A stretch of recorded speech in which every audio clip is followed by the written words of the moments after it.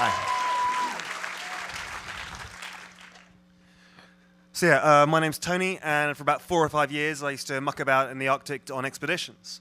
And today I want to talk to you guys about some simple hacks to get you to the North Pole.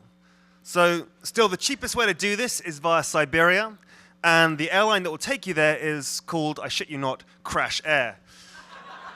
Your in-flight meal will be some vodka and an apple. The pilots will smoke next to the refueling, but you'll be fine.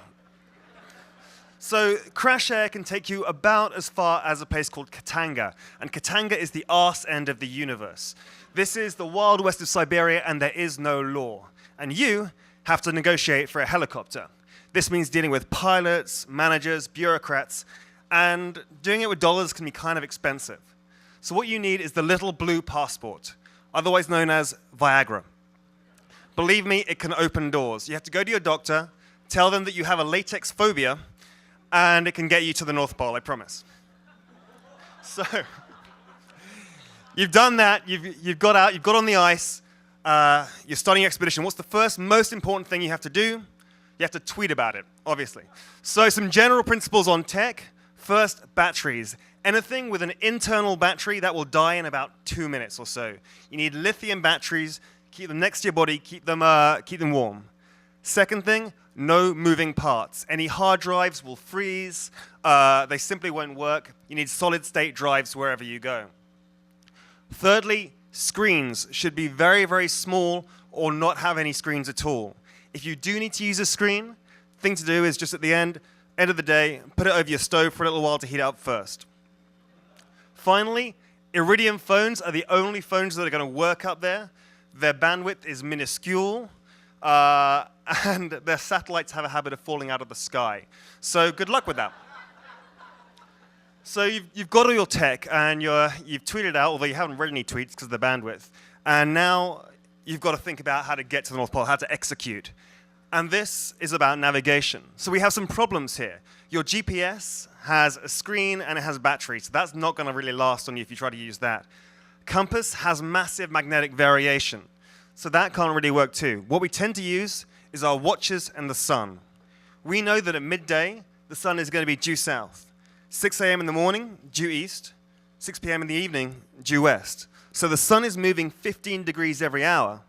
That means we can use our shadows and some basic math to understand where north is. And that's how we navigate to the North Pole.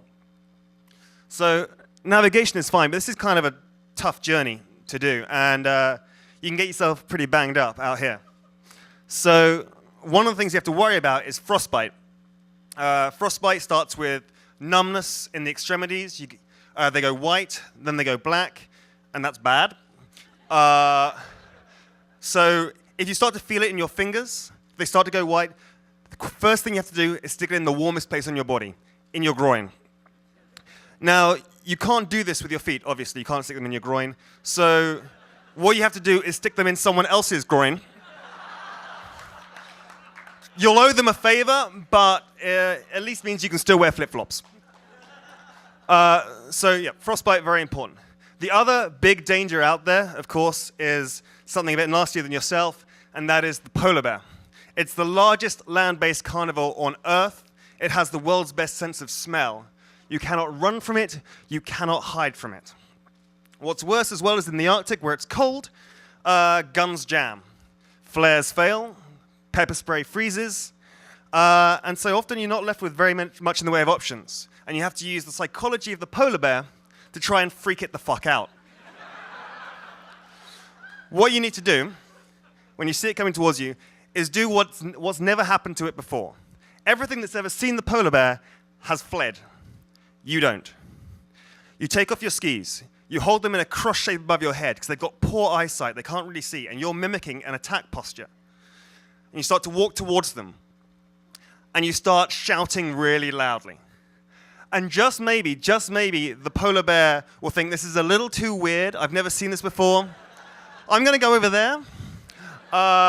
If that doesn't work, try the gun again. So if you can do all that, then you might just make it to the North Pole. And it is a phenomenal experience to feel the entire world revolving beneath you. Every relationship, every war beneath your feet at that point in time. You'll probably be quite happy, and you'll want to share that experience with people. You'll call your family and friends, and the law of the North Pole is you will get voicemails, especially if you're on AT&T. But thank you.